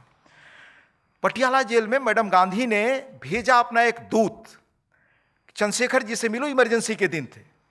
उन्होंने अपनी डायरी में लिखा है कि जिस दिन वे मिलने आए उसे एक दिन पहले मुझे जिला के अधिकारियों ने सूचना दी। उनका मुझे नाम नहीं बताया गया, पर बड़ी चहल पहल थी उनके आने के पहले। जेल के अधिकारी उन्हें अहाते में लाए, मैं जिस कोठरी में रहता था वहाँ लाए, सवेरे उनके साथ नाश्ता किया। बाद में कलेक्टर महोदय ने कहा कि आपको इनसे बात करनी होगी। वे लोग बाहर जाने लगे तो मैंने कहा कि आप सब लोग बैठ जाइए, मैं ही घूमते हुए बात कर ले रहा हूँ, बहुत जगह है बात करने के लिए इनसे। वह सो इनफॉर्मल। फिर कहा जब बात शुरू हुई कि मेरे पास बात करने के लिए इनसे कुछ है नहीं, पता नहीं शायद इनको कुछ कहना हो। मेरे यहाँ उनका आना प्रत्याशित था। टहलते हुए उनसे जो बात हुई उससे मुझे आश्चर्य हुआ। इंदिरा जी के संदेशवाहक ने उनसे कहा, इंदिरा जी कम्युनिस्ट लोगों से परेशान है, वे कुछ नया करना चाहती हैं, नया कदम उठाएंगी, इसमें वो आपका सहयोग चाहती हैं। चंद्रशेखर बताते हैं, मैंने तुरंत उत्तर दिया कि मैं कम्युनिस्ट विरोधी नहीं हूँ, मेरा उनसे कोई राजनीतिक मतभेद नहीं है, इस कार्य में मैं उनकी कोई सहायता नहीं कर सकता। चंद्रशेखर ने साफ मना कर दिया, इस मामले में इंदिरा जी की कोई सहायता नहीं कर सकते। तो उस व्यक्ति ने कहा कि फिर जेल से आपके छूटने का क्या होगा? See, emergency was a period we can realize those moments. क्योंकि मैं विद्यार्थी था और मैं महसूस कर सकता हूँ उस पोर्टल को। चंद्रशेखर जी ने जो जवाब दिया, दिस वाज चंद्रशेखर। कहा, मैंने उनसे कहा कि मैं सारी जिंदगी जेल में बिताने के लिए तैयार हूं। 18 महीने की कारागार की एकाकी जिंदगी में he was under solitary confinement. मैंने अपना इरादा बहुत मजबूत बना लिया था। दिस वॉज चंद्रशेखर, न अपने निश्चय से डिगने वाले, न वापस होने वाले, न डरने वाले, न अपने स्वाभिमान से समझौता करने वाले। चंद्रशेखर की दो टूक बात सुनकर वो वापस चले गए। इसके बाद लंबा है। कुलदीप नैयर जी ने भी अपनी पुस्तक में इसका हवाला दिया है कि एक दिन मैं कमलनाथ जी के घर चला गया। कमलनाथ जी इंडियन एक्सप्रेस के बोर्ड में रख दिए गए थे। तो उन्होंने कहा, मैंने पूछा उनसे कब चुनाव कराने जा रहे हैं, तो कहा कि अभी अपना आदमी हम लोग भेजे हैं चंद्रशेखर जी से बात करने के लिए। इसी प्रसंग के संदर्भ में वो है। जब चंद्रशेखर जी जेल से छूटे तो उन्होंने नाम लेकर बताया कि जसवंत मेहता गुजरात के जो गृह मंत्री थे, बड़े उनके ट्रस्टेड फ्रेंड थे पहले, और इंदिरा जी के खास लोगों में से थे। 4 बार वो आए कि आप चलिए, जेल से छूट गए तब चलिए, इंदिरा जी वेट कर रही मिलने के लिए। कहा मैं नहीं जा सकता, अगर वो आना चाहे, क्योंकि मैं बंदी हूं। जब छूट गए तब भी आया। तो उन्होंने पूछा कि आप मिलना नहीं चाहे? कहा जरूर मिलूंगा उनसे और पूछूंगा कि वो इस हद तक कैसे चली गई। ये उनका करेज था। लीगेसी के रूप में क्या कंट्रीब्यूशन उनका हम आज सीख और जान सकते हैं। एक तो हमारे बहुत सारे लोग, मैंने कहा यहाँ हमारे सुधींद्र भदौरिया जी बैठे हैं, जिन्होंने पूरी तरह से आयोजित किया भारत यात्रा केरल से। तो भारत यात्रा का सचमुच था, न खाने की सुविधा, न आगे कोई सुविधा रहती थी कि सारा इंतजाम पहले से हो। मुझे याद है कि दिल्ली की इलिट मीडिया से लेकर देश के अभिजात्य वर्ग के लोग कैसे यह चलाते रहे कि चंद्रशेखर जी ने कई हजार करोड़ की संपत्ति ट्रस्टों के, भारत यात्रा केंद्र ट्रस्टों के माध्यम से बना ली। कभी उसका जवाब नहीं दिया। आज फैक्ट में बता रहा हूं, जिसमें बैठे हुए हैं हमारे बताया हमारे सुधींद्र जी, उसके अध्यक्ष।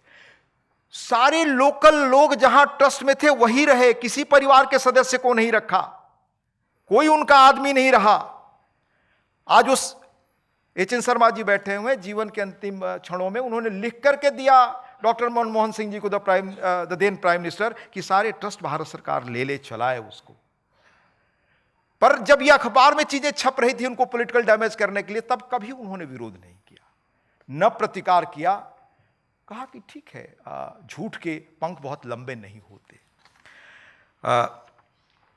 बहुत सारी इसमें चीजें हैं। बहुत सारी संस्थाएं बनाई, उनमें अद्भुत क्रिएटिविटी थी। ये भारत यात्रा केंद्र बंजर जमीन थी, उसको स्वर्ग बना दिया अपने प्रयास से। ये उनमें क्षमता थी। जेपी का ट्रस्ट कैसे बनाया। मैं जिस गांव से हूं, 6 महीने हम लोग बाढ़ में रहते थे, आने जाने का कोई रास्ता नहीं था। इंदिरा जी ने पहले पहल की कि जयप्रकाश जी के घर को ट्रस्ट बनाया जाए, पर कुछ हुआ नहीं। अंत में चंद्रशेखर ने लोक ताकत से, अपनी ताकत से, जनता की ताकत से वहां ट्रस्ट बनाया। बहुत सारी ऐसी संस्थाएं खड़ी की। आजीवन अपने परिवार के किसी व्यक्ति को न टिकट दिया, न राजनीति में उतारा। बैठे हुए हैं हमारे नीरज जी, उनके छोटे बेटे, किसी और पार्टी ने टिकट दिया उनके न रहने पर, और जहां तक मुझे मालूम है वो करेक्ट करेंगे कि जमानत के पैसे भी दूसरे लोगों ने दिए। This was his legacy of that man. तब उनके पास ये आत्मसाहस और बल था। इसी देश में 84 में जब दंगे हुए दिल्ली में, तो पढ़िए कि कैसे अकेले निकल पड़े थे लोगों को बचाने के लिए। मैं बहुत विस्तार में नहीं जाना चाहता। जिस जनता दल के नेता का चुनाव हुआ, पहला अपना वहां प्रोटेस्ट दर्ज कराया। और एक अधिकारी हैं बड़े, उन्होंने लिखा था कि किस तरह से एक बार सिमरनजीत सिंह मान मिलने आए तो उन्होंने लंबी तलवार ले जाने की इजाज़त नहीं थी। एसपी जी के अपने प्रोटोकॉल नॉर्म्स होते हैं। तो लोगों ने कहा कि भाई आप मिल नहीं सकते। चंद्रशेखर जी को पता चला, कहा कि नहीं वो मिलने दीजिए। तो कहा कि एसपी जी के लोगों ने कि हमने दरवाज़ा खुला रखा, सिर्फ वॉच करने के लिए क्या है। तो आए, तो आते ही उन्होंने दिखाना शुरू किया कि इतनी बड़ी कटार है। तो चंद्रशेखर जी ने कहा अंदर ही रख लीजिए, क्योंकि बलिया जिस घर से आता हूँ इससे बड़ी तलवार रखी हुई है। फिर मतलब जो ये विट था, ये समझ थी उनकी, ये चीज़ों को हैंडल करने की उनकी क्षमता थी। मैं बहुत विस्तार में और गए बगैर कैसे उन्होंने भारत के सामर्थ्य के बारे में और पर्सनालिटी कल्ट की पॉलिटिक्स के बारे में बोला है, ये मैं विस्तार में गए बगैर ये कहना चाहता हूँ कि वो अपने ढंग से खड़े रहे। जो लोग कहते हैं, कई बार मेरे मन भी सवाल होता रहा कि प्रधानमंत्री पद उन्होंने लिया, उसके बाद जो चुनौतियां स्वीकारी। नरेश चंद्रा ने जिसका उल्लेख किया आपने, नरेश चंद्रा जी ने उनसे पूछा जब ये आया सोना गिरवी रखने का, याद रखिए 83 में आईजी पटेल ने आईआईएम बेंगलोर में भाषण देते हुए याद दिलाया कि देश जिस राजनीतिक आर्थिक रास्ते पर चल पड़ा, ये देश के लिए आत्मघाती होगा, ये डेट ट्रैप में फंसने जा रहा है मुल्क, क्योंकि पॉपुलिस्ट नारों के लिए आप शॉर्ट टर्म लोन ले रहे हैं। तो जब चंद्रशेखर जी आए, उस तरह से चलती हुई चीजें बढ़ती बढ़ती हम डेट ट्रैप में आ गए। तो नरेश चंद्रा जी कैबिनेट सेक्रेटरी थे, उन्होंने कहा, तो चंद्रशेखर जी की पहला रिएक्शन था जो स्वाभाविक था कि मैं उस प्रधानमंत्री के रूप में नहीं जाना चाहता जिसने देश का सोना बेच दिया। नरेश चंद्रा जी ने कहा कि क्या आपको एक ऐसे प्रधानमंत्री के रूप में याद किया जाए जिसके समय भारत दिवालिया हुआ था, इधर कुआं उधर खाई की स्थिति है। चंद्रशेखर जी ने फिर साहसिक निर्णय लेकर देश की मर्यादा को बचाया। और याद रखिए 85 से लेकर और 90 तक माननीय मनमोहन सिंह से लेकर आगे के जितने रिजर्व बैंक के गवर्नर हुए, सबने वित्त मंत्रालय में लिखा कि भाई हालात खराब हो रहे हैं, जल्द आप इंटरवेन करें। पर किसी प्राइम मिनिस्टर ने चंद्रशेखर के पहले उसको टैकल करने की जरूरत नहीं महसूस की। आप जानते हैं अनपॉपुलिस्ट कदम उठाना बड़ा कठिन होता है। 5 मिनट में 2 पॉइंट और मैं बता दूं। पद त्याग, लोग कहते हैं वो पद पर क्यों गए। आप जानते हैं 71 की जीत के बाद वो मंत्री बन रहे थे, मना किया। 74 पर जेपी का संपादकीय जो लिखा वो सुनाया आपको। 76 आपातकाल में आप देखिएगा जेपी गोयल की पुस्तक जो है saving India from Indira untold story of emergency, और पत्रकार विजय संघवी जिन्होंने देखा आपातकाल लगते हुए, विटनेस किया, कहा कि जब चंद्रशेखर जी गए, जयप्रकाश जी गिरफ्तार होने की सूचना मिली और थाने में पहुंच गए, तो उनको बताया गया कि आपकी गिरफ्तारी का भी वारंट है। तो उन्होंने कहा कि ठीक है, पर उनको एक अधिकारी ने अलग ले जाकर कहा कि आप पीएमओ में बात कर लीजिए। ये 2 किताबों में सूचनाएं मिलती हैं और जेपी गोयल ने बहुत सारे रिकॉर्ड दे करके इसको लिखा है कि उधर से जो बात हुई जिस भी व्यक्ति से, उन्होंने, तो जेपी गोयल ने लिखा कि मैडम खुद थी, कहा कि भाई आप इसका समर्थन करिए इमरजेंसी का, कल आपको सेकंड इंपॉर्टेंट पोस्ट हम लोग देंगे कैबिनेट का। पर ही रिफ्यूज, कहा, कुछ बोले नहीं, फोन रख दिया। विजय संघवी जी ने तो लिखा है मैं दूर से देखा, फोन पटक दिया और जेल चले गए। 77 में तो आप जानते हैं जनता पार्टी सरकार में पहले मंत्री बन रहे थे, ही लेफ्ट इट। 79 में जब जगजीवन बाबू को इन लोगों ने प्रत्याशी बनाया तो इंदिरा जी ने, कमलापति जी ने प्रस्ताव भेजा कि आप पीएम बनिए, आपको हम चाहते हैं, ही रिफ्यूज्ड इट। 79 में देवीलाल जी, बिजू पटनायक जी ये प्रस्ताव लेकर गए कि आप उप प्रधानमंत्री बनिए, ही रिफ्यूज्ड इट। तो ये सारी चीजें थी। और पीएम बनने के बाद देश में जो बड़े मुद्दे थे उनको कैसे उन्होंने टैकल किया, अनेक गंभीर मुद्दे। अयोध्या मामला हल करने के किनारे ले जा चुके थे, उनकी सरकार अयोध्या के कारण गई। आर्थिक क्राइसिस को उन्होंने हल किया, पंजाब के आतंकवाद से लेकर जम्मू कश्मीर के आतंकवाद, नॉर्थ ईस्ट से लेकर सबको बुलाकर बात करने की कोशिश की, और पंजाब में भी चुनाव की घोषणा की, असम में भी चुनाव की घोषणा की। और उनकी सिविलिटी क्या थी। आपातकाल के बाद इंदिरा जी से मिलने गए एक दिन अचानक। इंदिरा जी कहे कि वहाँ स्टाफ और सब लोग देखकर आश्चर्यचकित मुझे। मैं बैठा इंदिरा जी से बात करने लगा। पहले तो दोनों आदमी हम काफ़ी देर तक मौन रहे। मैं पूछा इंदिरा जी आप कैसी हैं, उन्होंने कहा ठीक हूँ, आप कैसे हैं। कहा औपचारिक बात हुई। इसके बाद मैंने पूछा उनसे कि आप इतनी दूर कैसे चली गई, तो फिर कहा कि मुझे गलतफहमी डाल दिया। फिर आर.के. धवन को कहकर सारी फाइल्स दिखवाई चंद्रशेखर जी को, और चंद्रशेखर जी जो देखे उसे आगे लिखते नहीं, कहते नहीं, क्योंकि उनमें एक शिष्टता थी, मर्यादा थी। फिर इंदिरा जी ने अपनी प्रॉब्लम बताई कि हमारा सिक्योरिटी खत्म हो रहा है, घर नहीं जाए, घर जा रहा है। वहीं से वो मोरार जी के यहाँ गए और सारी व्यवस्था करवाई। और जो मोरार जी को कहा वो अद्भुत है। कुमकुम चड्ढा जी जो यहाँ के एस्टेब्लिशमेंट से बड़ी नज़दीक थी और बड़ा अच्छा आपका भी इंटरव्यू किया था अभी हाल में मैंने देखा, उन्होंने जो अपनी पुस्तक लिखी है the Marie Gold story, Indira Gandhi and others, ये क्लोज थी उस परिवार से भी, जहाँ तक मैं सुनता हूँ। वो चंद्रशेखर जी की बायोग्राफी लिखना चाहती थी, गई उनसे कई बार बात की, पर वो लगा कि वो बात बढ़ नहीं रही है आगे।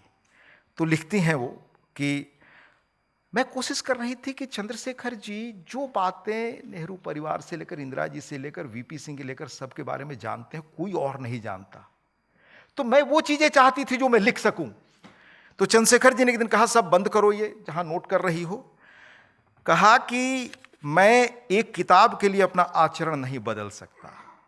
मैं कभी किसी के बारे में, और कभी किसी के बारे में, जेल में भी जो लोग मिलने आए, जिनके माफीनामा का पत्र भी देखा, किसी के बारे में नाम नहीं लिया।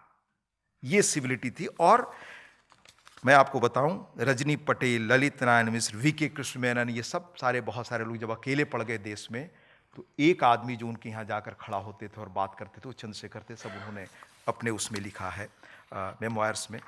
अंत में मैं आपको कहना चाहूँगा कि मैं 2-3 दिनों पहले खबर पढ़ रहा था कि 5 सालों में 21 राज्यों की कमाई 47% बढ़ी और कर्ज 77% बढ़ गया।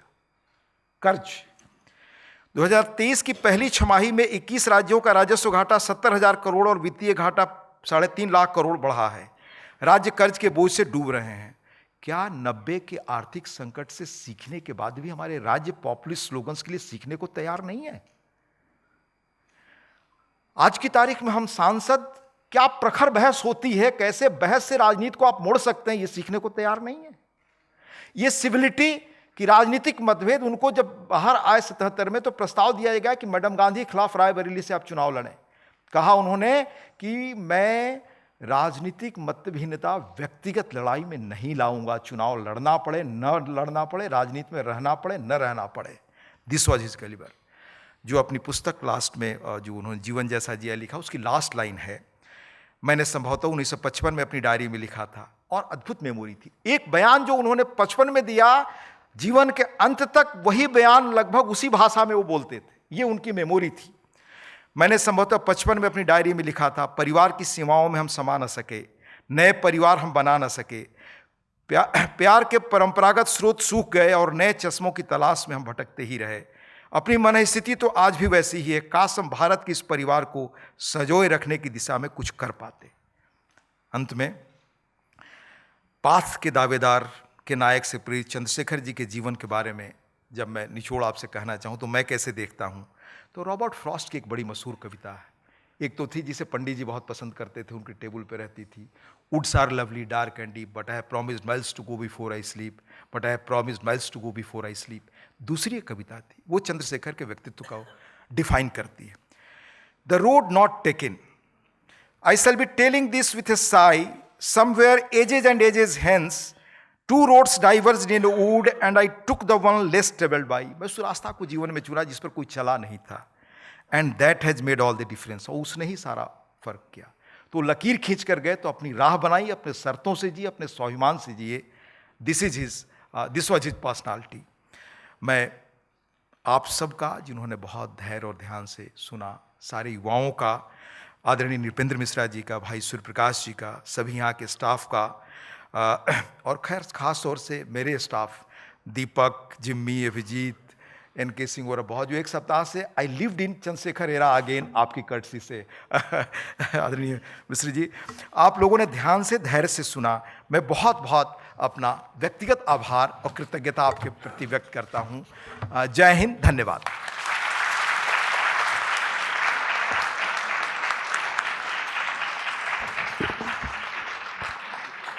Thank you very much, sir, for that very insightful lecture on the life and times of Shri Chandrasekhar.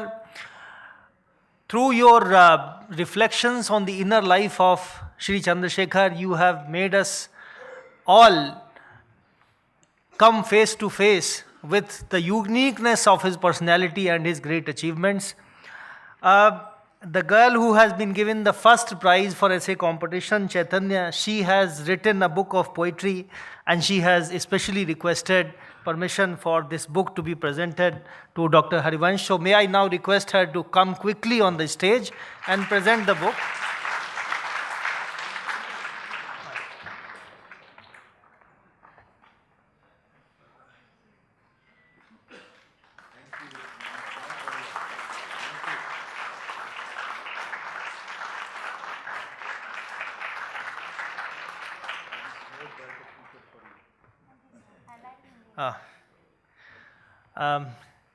I would now like to request Vice Chairman, Executive Council, PMML, Dr. A. Surya Prakash, to deliver formal vote of thanks. Sir.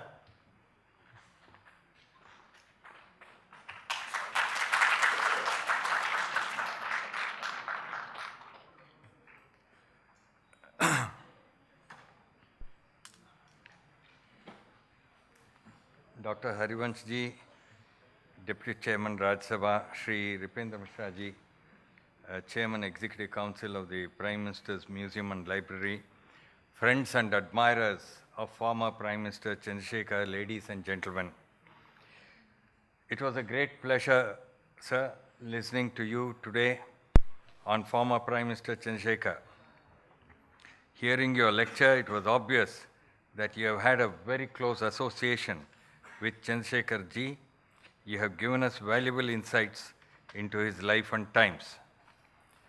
I had the pleasure of reading your biography of Chandrasekhar, which provides critical information on many events that dominated the headlines in the 3 decades from the late 1960s. This includes the great split in the Congress, which you referred to in your speech today in 1969, the tumultuous 1970s leading to the emergency, the incarceration of political leaders, Chandrasekhar's solitary confinement, defeat of Indira Gandhi in 1977, birth of Janata Party, and then, of course, Indira Gandhi's assassination, Rajiv Gandhi, VP Singh governments, Chandrasekhar's prime ministership, all of it extensively covered in your book, and many of which you have referred to in your lecture today. The book is rich with facts and anecdotes, which is valuable for scholars in modern Indian history. As you tell us, in the first informal meeting between Chandrasekhar and Indira Gandhi, you have just described what happened. And that's when he was very blunt, and he says he was determined to take the Congress towards socialism. And Indira Gandhi asked him, "What if you fail?" To which he says, "I will endeavor to break the party." He said because the Congress was like a banyan tree under which nothing would grow. It must disintegrate. So, the idea of Congress Mukta Bharat is not a new idea. Incidentally, the great Congress split happened in the famous Lal Bagh in Bangalore. Consequently, Bangaloreans commemorated this event by renaming the split Masala Peanut, which is very popular in that city. It was renamed as Congress. It was earlier called Time Pass. I had the pleasure of receiving a copy of the book of Bharat Yatra of Chandrasekhar, brought out by the Bharat Yatra Trust from Sudhindra Badhoria ji a few days ago. The narration is interspersed with Sridhara Tumari ji's photographs. Tumari ji has caught the essence of the yatra through his lens and captured the yatra for posterity. Both of them are here, and we thank you very much, sir, for being part of this program. All of you can see the Bharat Yatra photographs, that whole series of Sridhar ji's work in the Pradhan Mantri Sangrahalaya. More importantly, the photographs establish that it was a genuine Bharat Yatra. Badhoria ji has had a long association with Chandrasekhar ji, and we are very happy to have him in our midst. I will end with D.P. Mishra's couplet, which you just quoted, sir, which encapsulates Chandrasekhar ji's approach to politics and life. It is also in your book, and in my view, this is a good advice for any human being. खुला खेलो संसार में बांध सके नहीं कोई, घाट जकाट क्या करे जो सिर बोझ ना होए.